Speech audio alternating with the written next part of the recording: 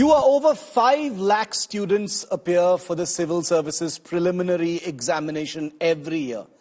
Roughly double that number register to take the test with dreams in their eyes of joining India's civil services, the IAS, the IPS, the Foreign Service, and 18 other services. By the end of this brutally difficult selection process, a minuscule 180 are selected annually to join the IAS, the Indian Administrative Service. Think about that number for just a second. 180. You probably have more people in a 50-meter radius from where you're standing or sitting right now. That's how many people, or that's how few people become IAS officers each year. Needless to say, it is India's most sought-after service, where students spend years studying, reattempting, sacrificing family time, studies and their future, and much more just to make it into the civil services. Now imagine even one of those 180 seats being given to someone who has possibly lied about their status, deceived the system about their economic background, misrepresented their health, and made it through. Well, sadly, that is precisely what is alleged to have happened in Maharashtra, in Pune, where a fresh IAS entrant named Puja Khedkar, that's her on your screen, is now under investigation for possibly lying about virtually every aspect of her life in order to penetrate the IAS and become an IAS officer.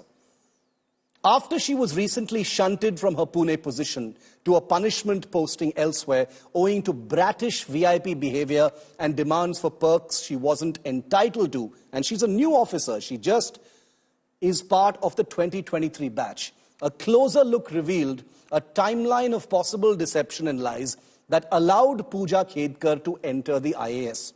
These include disability concessions that she has simply refused to medically prove as made compulsory by the UPSC.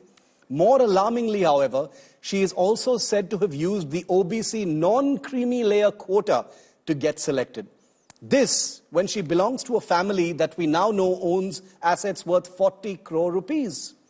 In other words, she is anything but economically disadvantaged and refuses to prove the disabilities that obtained her concessions to get into the IAS. And she belongs very much to the creamy layer of India's disadvantaged castes, which means that as a result of Puja Khedkar making it into the IAS, someone actually from the non-creamy layer, someone actually economically disadvantaged from India's backward castes, could not make it into the civil services. Ironically, it was an illegal VIP lal batti on her personal Audi luxury car that finally got her busted.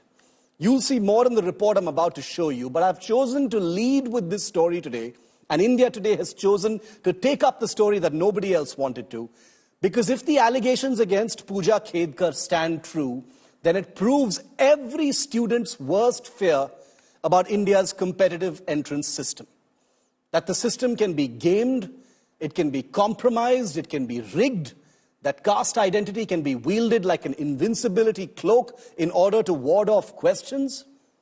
But the real question now is this. Will Puja Khedkar only be transferred and hidden from view until the media forgets her? Or will she be sacked and booked if found guilty of what she's accused of? The media may move on from the story, I'll be very honest with you. Already angered and disoriented by the neat mess, students, however, who give their blood to enter the civil services will not forget and they will not forgive. And that's why Puja Khedkar is a test case. After the massive NEET scam row, now questions over UPSC exams that pick India's future bureaucrats, diplomats and police officers. Dr. Puja Khedkar, an IAS probationer posted in Pune, has been transferred to Washim for alleged misuse of power. The transfer comes after Khedkar made news for seeking unauthorized privileges, such as using a private Audi car equipped with a red-blue beacon and VIP number plate and displaying a Maharashtra government board on her personal vehicle. Khedkar allegedly made demands for an official car with a VIP number plate, accommodation and an official chamber, which were against the protocol for probation officers. The officer is now embroiled in a bigger row after RTI activist Vijay Kumbhar claimed irregularities in her selection in UPSC exams. According to the activist, Khedkar allegedly submitted fake disability and non-creamy layer OBC certificates to clear the civil services examination. Khedkar claimed to be from non-creamy layer when her father, Dilip Khedkar, in 2024 Lok Sabha election affidavit listed assets valued at 40 crore rupees. उनके पिताजी का जो affidavit election commission में है, उसमें उन्होंने अपने संपत्ति करीबन 40 करोड़ दिखाई है। अगर जिनके पिताजी की संपत्ति 40 करोड़ है, उनको नॉन क्रिमिनल सर्टिफिकेट मिल कैसे सकता है? Puja Khedkar declined to comment on the charges being leveled against her. I'm not authorized to speak anything right now, so I cannot comment on this. Ma'am आज अपन ज्वाइन करना है? Oh, I'm very happy to join in Washim district, and I'm looking forward to working in it. Allegations of irregularities in the selection of Puja Khedkar could hit the credibility of the civil services exams if the loopholes are not plugged soon. Bureau Report, India Today.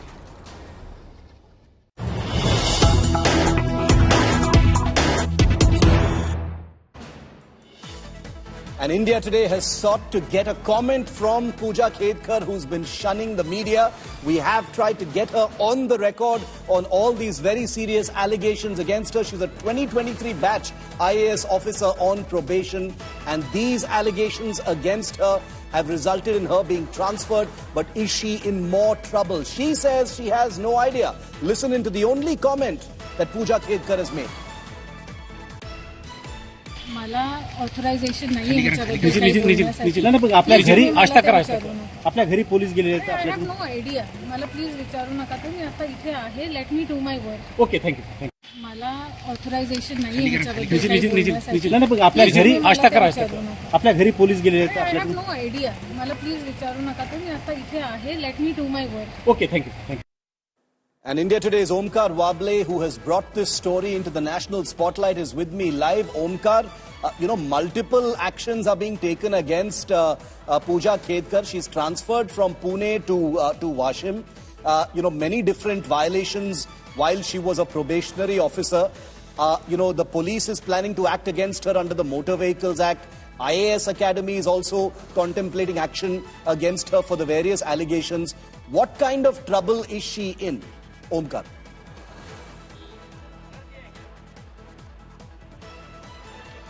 So what I feel is der aaye but durust aaye. That's what I can say right now, because everything came into light when she actually occupied the antechamber of additional collector of the Pune when he was in ministry for some additional charge. When he came back to Pune and he got to know that some probationary officer has occupied his own antechamber and working behalf of him, then he complained to the collector, and then whole matter came into the light. But before that, probationary IAS officer Puja Khedkar was using her own Audi. The board was written on her private vehicle, Maharashtra, government of Maharashtra. She was using that typical siren and everything. But interesting thing was, every senior officer was surprised when she started WhatsApping collector and the resident collector that she started demanding privileges, that she wanted her own antechamber, she wanted a guard and accommodation and everything before taking charge of before taking charge of assistant collector.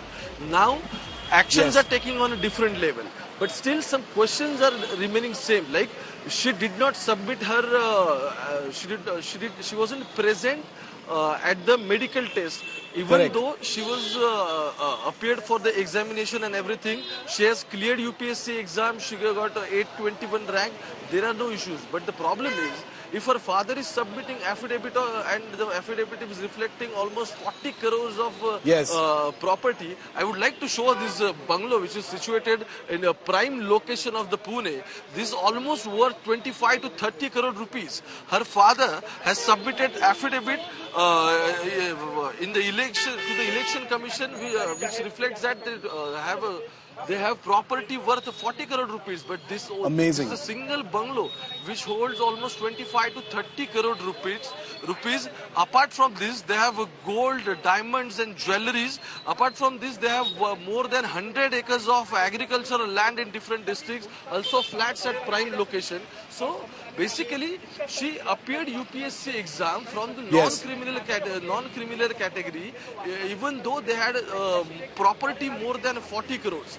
Second issue is, Yes. 6 times UPSC told her to appear to be present for the medical test just because she was appearing for PWB 5. So the quota belongs to the multiple disabilities, Yes. which is reserved for the OBC category. So that is caste category, and second is the disability category. 6 times she gave different excuses. Like first time she told UPSC that she was COVID positive. Second time she did not present at the time. Even third time she wasn't there. And finally, what she did, she submitted MRI copy of some private hospital. So questions are being raised on UPSC also. How can a central commission consider a private MRI copy of someone IAS officer and give It's them? Omkar, it's actually amazing because what you've shown us, apart from what everybody else has been reporting, what you've shown us live on the show today is a house, multi-story house worth many crores of rupees in Pune, belonging to a family where Puja Khedkar has taken the benefit of being a non-creamy layer OBC to get concessions to enter the Indian Administrative Service. If this is not fraud, I don't know what is. Ultimately, an investigation will prove her crimes, but at the moment, she is under investigation. She's been shunted out from Pune to a punishment posting of sorts in Washim. That's where you heard her speak. But Omkar will continue to track that story. Omkar, continue to be there. I will come back to you in just a moment. But I also want to get an expert view on this entire issue to give our viewers, and I know I have millions of students tuning in and watching right now on India Today. I'm joined by Shekhar Dutt. He's co-founder of Sleepy Classes. He runs a very, very popular YouTube channel that provides content for UPSC aspirants. And he has been very, very dismayed and upset by the Puja Khedkar incident. This entire news story has upset Shekhar Dutt very, very deeply. He's in fact put out a tweet saying this Puja Khedkar case might be the moment of the UPSC's fall from grace. He has also said it's an unbelievably sad day to be associated with UPSC preparation. And coming from someone like a Shekhar Dutt, who runs a UPSC aspirant YouTube channel which has 1 million subscribers, this is something to be taken very seriously. Mr. Dutt, welcome. Thank you for your time here on India Today. I want to start by asking you a very specific question. What kind of damage does the Puja Khedkar incident, this story, do in the minds of genuine UPSC aspirants of the kind that you serve? It's like when we see students from the Hindi belt particularly, and they are the ones who rely very heavily on this particular exam, UPSC, and they dream of it, even when they have cracked IITs or even when they have gone to IIMs. They still want to make it through UPSC and become an IAS officer. And we have 3 I's in India. One is said to be IIT, then IIM, and the biggest of them all is IAS. Yes. And we have seen so many memes, so many videos of people wanting to be an IAS officer. And it's like something more than a job, very sacrosanct. And yesterday when it started, a couple of days ago, when the news started breaking out, and my Twitter account, my inbox was full of a lot of questions that UPSC also is now falling, or perhaps like UPSC is also in the same league where we have put other agencies, for example, NTA. It was on a higher pedestal, above everything else, beyond question. And suddenly now there's a trust deficit. I want to see it as an outsider. I'm not an insider. I barely know anyone working in a ministry or anywhere else. I see it as an outsider, and I want to keep preparing students. I've been preparing students for the last more than a decade now. Yes. And I've made attempts in UPSC. I've appeared in interviews. And it's an immaculate agency work, and we work with retired bureaucrats to conduct interviews, and it's an immaculate agency, one of the best in the nation. But this particular thing has put the entire credibility in question. And suddenly, it's like I teach sociology in particular, and there's a particular concept given by a Harvard scholar, Theda Skocpol, and she says only two things are required to run a nation smoothly. Two resources. One is human resource, and one is financial resource. We are pretty confident when it comes to financial resources, because we raise a lot of finances from within, taxing, etc. We do complain about it often. But the human resources were the benchmark, one of the best recruiting agencies in the world, UPSC, often being called the toughest exam and all. And then there were stories, Barmi fail and all. And suddenly the dream seems to be vanishing. Suddenly it feels which is what I want to ask you, Mr. Dutt. You know, students, and I know students, because, you know, there were many people in my batch who chose to take a year off, study for the civil services exam, you know, had many different reattempts. I don't know what the limit on reattempts is, but I know people who have exhausted all the reattempt options as well. It's a sacrifice that students make. I mean, ultimately, you know, there are many different services, but since we're speaking about the IAS, if I'm not mistaken, 180 annually are admitted into the Indian Administrative Service. You know, what would be going through the minds of those students? You are in touch with many of those students. When they see a story like this must be shattering. Exactly. One of the things was it is assumed to be pretty common in state exams, in state services, but never in UPSC. UPSC is above everything else. I recently conducted a session with students, and the students were worried. And there's this particular case which one of the parents asked, and to one of my colleagues. It was about a parent, one of the fathers, a student's father. He called them up and he was asking, "Agar aap kuch karwa sakte ho to karwa dena, hum paise laga denge." That's a kind of trust deficit that has started coming in now, because it's such news and the trust of years is gone. We have subjects like ethics. I particularly spend a lot of time wanting to create a batch of bureaucrats, those who go down to the grassroots and serve the nation. But suddenly, even I'm in a dilemma. What exactly are we able to achieve? Has it been able to make any difference? This is extremely distressing, and I'm getting a lot of messages as as we roll this show, Shekhar, and I can tell you that students are tuning in and they're actually thanking me for getting someone like you on board, because they are looking for some kind of reassurance as well. So I request you to stay with me for just a moment, because I have a couple of follow-up questions as well. But I quickly want to get our viewers an update on this story, because we're tracking everything live. We're trying to get the family of Puja Khedkar on the record as well, and we've got some breaking news on that front. Puja Khedkar, the tainted IAS trainee's mother, has just lost her cool at the media. Puja's mother has pushed away the media. She has also assaulted a camera when journalists were trying to get a comment from her. Let's just get that. Let's just get a view on that. We've got that video there. Let's just play it out.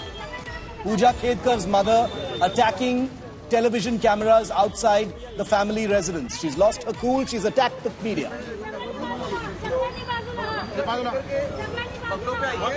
और इस मामलों को खोलने के लिए Pune police अनुरोध कर रही है डॉक्टर खेडकर के घर से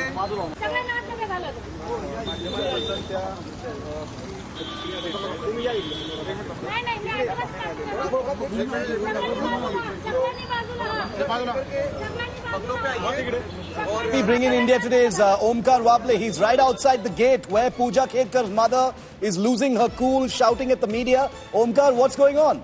You were just trying to ask her some questions there.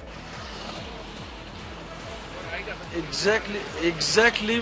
Just before some time, a traffic police came to the Puja Khedkar's house. They wanted to check the vehicle's status and if there is any pending challenge on that white Audi or not. But Puja Khedkar's mother came outside. She did not want to open the gate and she started shouting at the media. I tried to ask her, ma'am, what happened? Are you going to cooperate with the police? And what she said, she started threatening the media. If you go through that audio clip properly, she said in Marathi, basically I'll tell you what she said in Marathi. अगर आप अगर सब यहीं पे रुकोगे या फिर मेरी लड़की ने आत्महत्या सुसाइड कर लिया तो मैं आप सबको अंदर डाल दूंगी. So basically she started threatening media here. We are trying to cover the story. We are trying here what police were trying to do, how police were taking action, what police were doing here. We're trying to just take visuals, but she started attacking. Came out aggressively and she attacked media at the same time. This is all these talk about Atmahatya, etc. is extremely inappropriate. She's the mother of Puja. Nobody wishes Puja Khedkar ill in any way. These are protocols. This is the law of the land that needs to be followed. And that is the reason why the media is outside her house and asking legitimate questions. Nobody is entering the house. Nobody is badgering anyone. These are legitimate questions. This is about the lives of students whose lives may have been affected as a result of fraud allegedly being conducted by Puja Khedkar. The media has a right to ask these questions. Omkar Wable, one of the journalists outside Puja Khedkar's residence, trying to get a word from the family, but only eliciting this aggressive, angry attack. It is understandable. The family may be upset at this point of time because of the questions being asked, but they owe answers to the media, to the country right now, because people are asking questions about how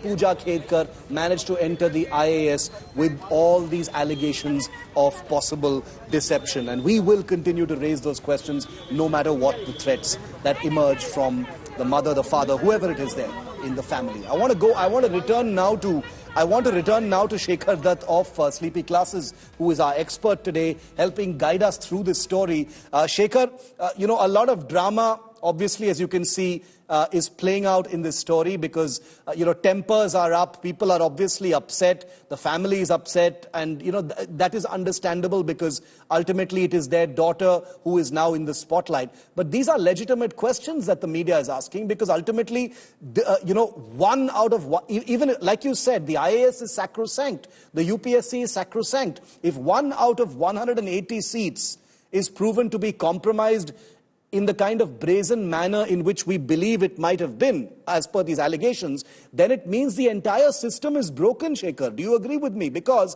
like you said, like our reporter said, one of the examples, let me take, and I'll let you answer, Mr. Dutt, is using disability to get certain concessions to be selected into the UPSC, and then refusing to turn up for those tests to prove that disability. Then providing an MRI from a private hospital, which is not acceptable, not eligible as proof, but somehow it gets accepted and then, she is selected into the IAS.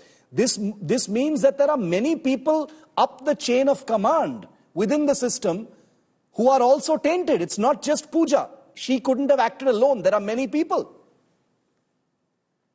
It does raise a lot of questions, that's right.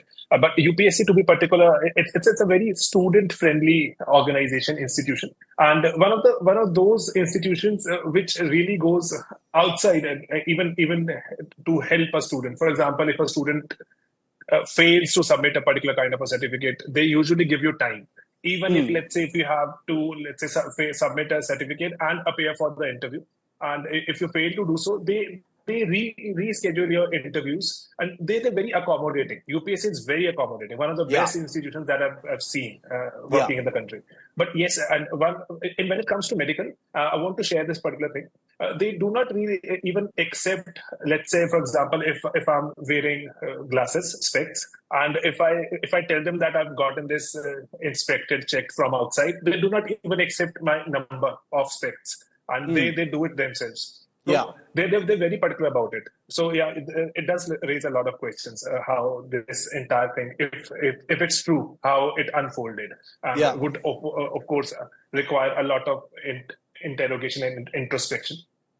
One final question, Mr. Dutt, in that case is, if the investigation is currently on, she's still on probation. She's been transferred, from Pune now to, what is being seen as some kind of a punishment posting away from the media glare, etc. But if these allegations against her are proven true, and I want to be careful because they are still in the realm of allegation, there's an investigation going on. If they are proven to be true, what, in your view, needs to happen? My personal view as a lay person is, if the entire basis on which she was selected and brought into the IAS is a falsehood, then she has no business being in the IAS. She should be sacked and she should be booked for criminal charges. Do you think the same, or do you think differently? That's correct. If the certificates are false, if the certificates are fake, as actions and even maybe sacking her would be the right thing to do. But it has never happened in the history of civil services. I tried researching it. It has never happened when a probationer got maybe sacked. Because it's really tough to sack a bureaucrat, and once UPSC recommends someone and the OPT approves it, and once you're in the field, it's almost impossible to sack you on the basis of your conduct. So yeah, criminal charges, etc., might really help in that case. But yeah, it's important. I was wondering. Yeah. Yes, continue your point, sir. There's this particular thing that we do talk about a lot of bureau reforms required in bureaucracy, but this is a new kind of thing which has come up, which has turned up. India is particularly witnessing a lot of students wanting to get into government jobs, and India does have a lot of young population wanting to become officers. Very talented people, very enthusiastic people. As you said, they spend a lot of time and even years waiting to crack this exam. So absolutely, if such a thing comes out to be true, it will be really disheartening for a lot of people, because my Twitter inbox particularly is full, and there are a few selected students who are in touch with me on WhatsApp. They're sending me a lot of stories of genuine people who could not make it through because their certificates were not accepted to be valid. Exactly. So in that case, it'll be a double jeopardy kind of a thing, or somebody gets through and somebody who was legitimate, who was valid, could not. At a time when student anger is at a peak over the entire NEET issue, at a time when faith in the education ministry, the education system, the competitive exam system is already running through a lot of turbulence, if the sacrosanct UPSC is proven to have been completely gamed, rigged and compromised by Puja Khedkar, then I have no choice but to agree with Shekhar Dutt here when he says that this could be the downfall of the UPSC. And I feel for him when he says it's a sad day to be part of the UPSC entrance system right now. Remember that Shekhar Dutt sits on the other side. He's helping people actually take the exam in a legitimate, honest and decent manner. But then you have people like Puja Khedkar who allegedly did exactly the opposite. Imagine what goes through the minds of those who are targeting one of just 180 available spots in the IAS every single year. We leave it there, Shekhar Dutt. Appreciate you joining me and giving me your thoughts on this. I have a feeling that we're going to be speaking more often as we continue to talk about this story. Thanks very much for the moment.